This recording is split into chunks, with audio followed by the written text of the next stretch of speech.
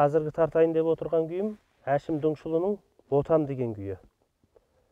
Бұл Әшімнің замандасы Алаштың ардагер ақыны Таңжарық Жолұлына арналып шығарылған, яғни Таңжарық қолға алынып түрмеге кеткен кезде Әшім замандас досы Таңжарыққа арнау деп Таңжарықты жоқтап тартқан күй екен.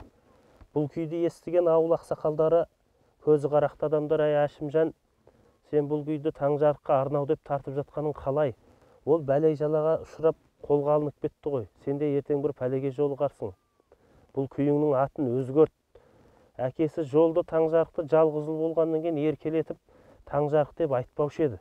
Ботам, Ботам деп айтатын. Сол мына күйіңнің аты Ботам болсын деп сол ауылдағы көз қарақты адамдар қойып берген деп айтады. Бұл күйді сол ұстазым Камал Мақайұлының өз қолынан үйрендім. Қабыл алыңыздар.